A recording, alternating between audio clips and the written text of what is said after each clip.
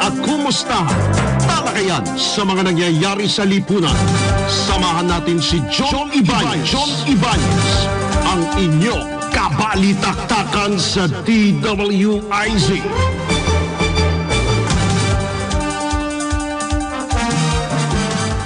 Magandang hapon po, magandang hapon na ng Miyerkules, ika-18 sa buwan ng Enero 2023. Napapansin niyo ba? Mukhang maaliwalas yung ating camera, no? Engineer, ibig sabihin ba niyan, yan na ba yung bago nating camera? Bakit parang maaliwalas? Ha? Ang ganda parang kitang-kita pati yung puti ng bagotit balbas ko. Anyway, kamusta po kayo mga kabalitaktakan all over the Philippines and all over the world? Sumapit na naman po ang takdang oras para sa inyong balitaan at kumustahan sa IZ. Papakinggan sa DWIZ 882 at syempre, napapanood din po sa IZ TV at FB at YouTube channel ng DWIZ. Ako po ang inyong nag-iisang kabalitaktakan, Johnny Ibanez po. Samahan niyo po ako hanggang mamayang alas 5 ng hapon. Okay. Ngayong pong araw ay mapalad po tayo na bagamat lokal o panglalawigan ang isang isyong o ang ilang isyong ating kabilang sa ating tampok ngayong araw na ito, ang epekto naman ito ay pwedeng sumaklaw sa nasyonal. Kasi may kaugnayan po ito sa budget at the same time sa politika. Okay? Dahil mukhang dito po sa lungsod ng Dagupan, sa lalawigan ng Pangasinan, mukhang may nadiskubre po ang kanilang alkalde habang ika nga'y tinatalakay ang kanilang budget. Okay? Isa raw sa sinasabing partikular na napupolitika rito, issue ng mga scholar. Okay? So, po kayong maigi mga kabalitaktakan all over the Philippines and all over the world na inaabot po ng aming munting broadcast.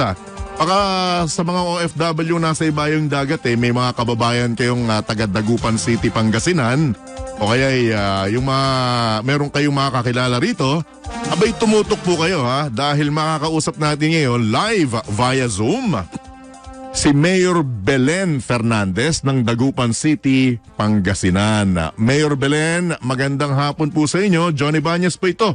Live na po tayo sa DWIZ. Magandang hapon po sa inyo, June. And alam nyo, papasalamat po ako sa opportunity na bigay din po sa akin. Alright, unang-una Mayor Belen, ako pong unang-una magpapasalamat dahil sa pagkakataong pinagkaloob nyo sa amin na makausap kayo dahil biglaan din po ito. Ano po? Pero sabi ko nga kanina, yung ating isyong pag-uusapan, bagamat lokal dahil nakatutok ito sa lungsod ng Dagupan, lalawigan ng Pangasinan. Pero kung titignan mo po, pwede rin itong makaapekto or pwede rin po itong ikangay maging bahagi ng isyong nasyonal dahil bukod sa budget, scholarship program at politika po ang ating paksa ngayong araw na ito. Mayor Belen. Opo, June, ano yung gusto mong unang pag-usapan natin? Parang handang-handa si Mayor. Anyway, kumustahin ko po muna. Kamusta po ang larangan ng politika dyan sa area ninyo? Madam, ganitong panahon tapos na eleksyon may politika pa rin ba? Magandang hapon po sa lahat ng ating mga kababayan, viewers po at listeners ng DWIZ. Alam nyo, medyo although tapos na ang politika, siguro baka may mga hindi maka-move on. So pinagbabawian siguro yung project na programs na dapat ay mapunta sa taong bayan.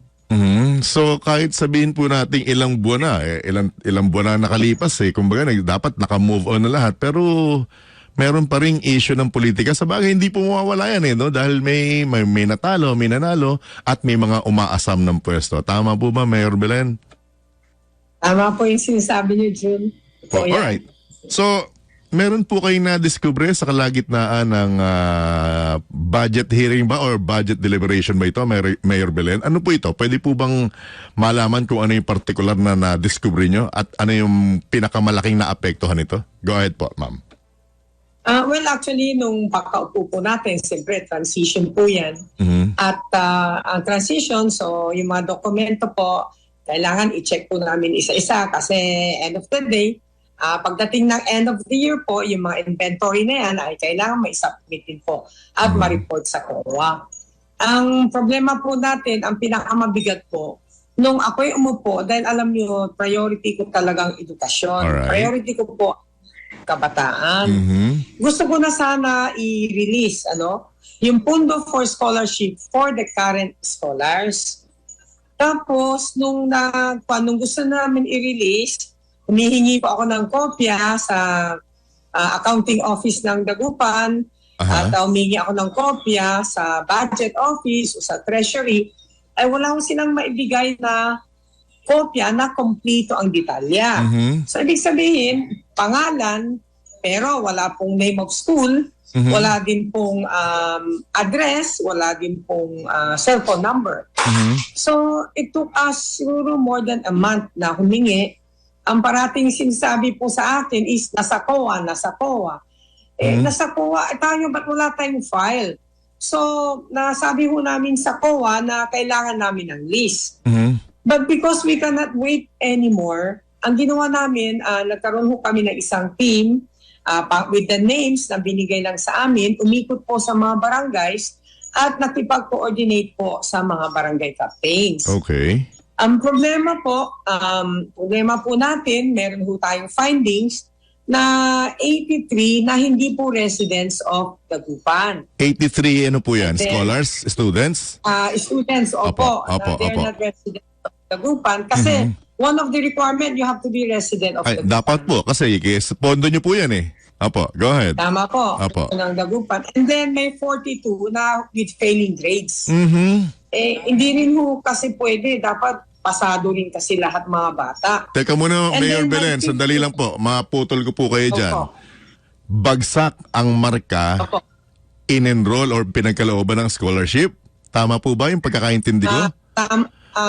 Tama po yun. Bagsak po ang kanilang grades. Teka muna. Pero tuloy-tuloy. With your indulgence, Mayor Belen, kalakaran po, maski nung nag-aaral ako, hindi po dapat pasado, dapat maganda, higher than average ang ano mo dapat, ang grado mo bago ka mapagbigyan ng scholarship.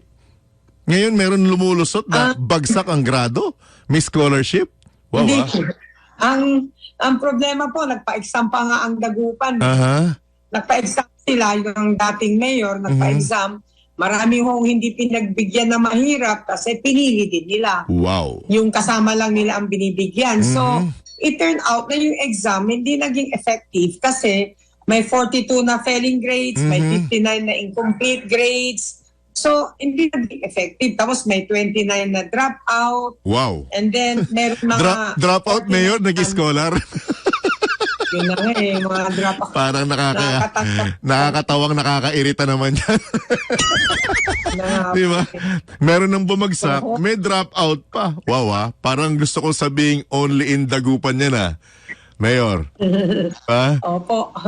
Hindi lang po yan, June. Meron pa tayong 49 na yung students. Actually, may nakausap din akong bata. May pangalan siya, pero wala siyang natatanggap. Mabigat po yun. So, merong mga unknown, merong mga siguro dami na hindi sila nakakatanggap. And then, ang problema po, actually, pag tinotal namin ito na findings, hindi pa kasama yung kay COA na meron din siya 141 na findings. Na-report ng COA na binigay sa amin, I think that was end of November na. Medyo matagal. So, aside from the 141, yung sa amin, may problema kaming isang mabigat May 279 na graduates. Nagre-reflect pa ang pangalan nila sa payroll. Tapos, may tumanggap, pare-pareho ang pirma. Okay. May 279. So, pag ito total namin lahat, actually, meron pa kaming ongoing na verification, di pa tapos, na 229. Okay. Ongoing pa ho ang verification. Pag sinum up namin po ito, 765 ang ineligible. So if we convert that into peso wastage, it's about 30 million pesos na nasayang na pera ng syudad ng Dagupan. Alright. Ano pong hakbang ang ginawa ninyo? Kasi move on tayo move on tayo. Huwag na natin usisain yung pinagmulan. Move on po tayo para sa kapakanan ng mga dapat makinabang. Ano na po ang ginagawa ninyo, Mayor Belen? Ano na po ang ginagawa niyo mga hakbang? So ang ginawa natin, after na nakita na natin yung mga ineligible, tapos yung mga eligible naman, ang gagawin namin, we will release their fund already. Alright. By next week, hopefully, I gave an order to the accounting office. Lahat ng mga legal, ibibigay na po natin. Good. Ano so yan po ang order. Anong estudyante po ang pinag-uusapan natin? High school po ba o college?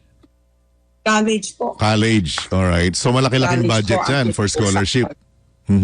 Well, actually may naiwan pa naman na 50 million budget Okay. Na ang ginawa ko na lang, inobligate ko na lang, and then I assured the students, wag kayong mag-alala, once na natapos itong verification, I will make sure na obligated yung pera at matatanggap yun. Kasi alam ko umutang na sila Opo. Kumbaga So, naihanda na, no? Napaghandaan na. Baka nakapagbenta na ng kalabaw o ng bangos yan para may para may pantustos. Anyway, hindi po mas magkakaproblema or hindi po maapektuhan ang kanilang school year ngayong taon sa kabila po ng alingas-ngas na yan, Mayor Belen? Actually, alam niyo, after giving itong obligated, meron po akong budget sa hinihingi sa Sanggunian na 200 million pesos. Yung 200 million pesos consists of 5,000 poor children of Dagupan deserving to finish their college. Kasi na-interview namin actually na sila. We already met with their families, and itong mga ito, actually priority is anak ng tricycle driver, mga mangingisda, mga farmers, yung mga labandera, drive-by, lahat ng hunang mahirap. Na alam mo, June, pag makausap mo sila, may iyak ka yung pamba nila, yung sincerity and yung vision nila na they want to finish college. Nako, umiiyak kami sa interview sa kanila. We have a panel of 20 to conduct that interview.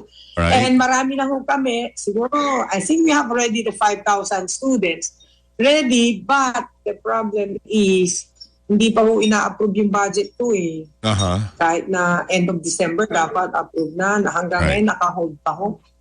Okay. Meron pa po ba kayong karagdagang mensahe tungkol dyan? At medyo tatalon po ako sa ibang issue dahil alam ko hindi lamang po yung scholarship na yan ang kailangan natin pagtuunan dyan sa lungsod po ninyo. Go ahead, Mayor Belen. Alam mo, June, may problema pa ako dahil sa problema nga namin yung basura na iniwan sa akin. Akala ko nga, pagbalik ko, maayos na yung basura They spend more than 100 million. Tapos may ginastos sila, 30 million na ang howling nila took only about 40 days. Parang binigyan nila yung yung award ng howling ng December 28. February 12, binayaran na nila agad 30 million. Yung basura, nandiyan pa. Okay. So yan isang problema. However, maswerte naman tayo nung pagbalik natin. Tinawagan po ako ulit nung yung kaibigan ho natin sa US, yung sa Ways to Work, na dating tutulong na po sa atin kasi ang concern po talaga nila is the ocean.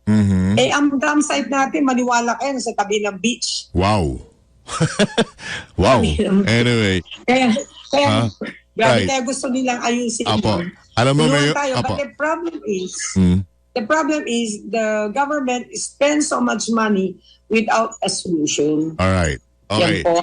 Another one, Ma'am, sorry medyo ikat kita dyan kasi limited po yung oras ko. Bigyan naman po natin kayo ng panahon para sa isang maganda namang pag-usapan. Kasi pag sinabi nyo pong Dagupan City, Pangasinan, Bangos ang pinag-uusapan. Alright? So, kamusta po ang Bangos Festival?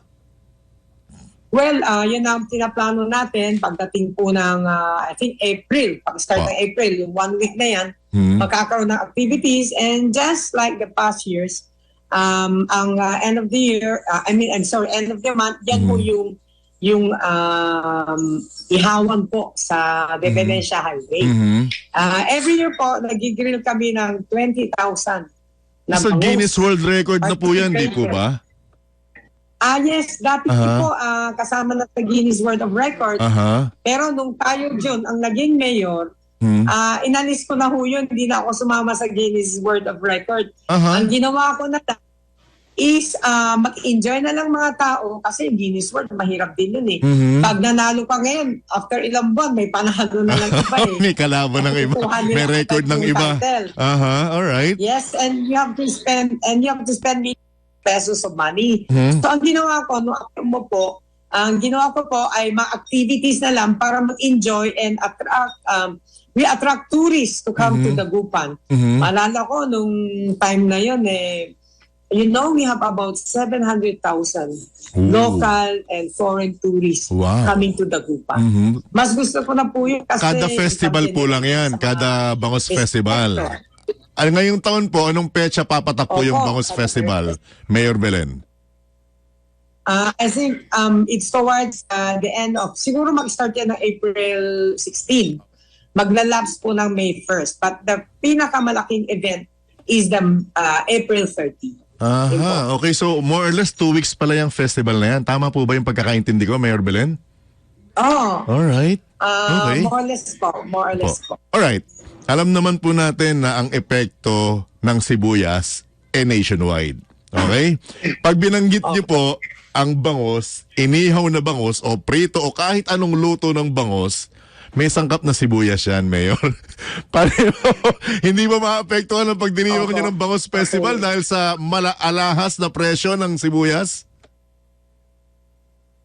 Hindi naman siguro, palagay ko dito naman sa amin, hindi naman kasing taas sa Manila eh. Saka ang bangus ng Dagupan, alam mo naman, kaya nawala na ingredient yan, masarap na po. Actually. Sausaw nyo lang sa bagoong, saka supan, ako, sarap. Saka mataba, lagyan mo lang ng sili yan, masarap.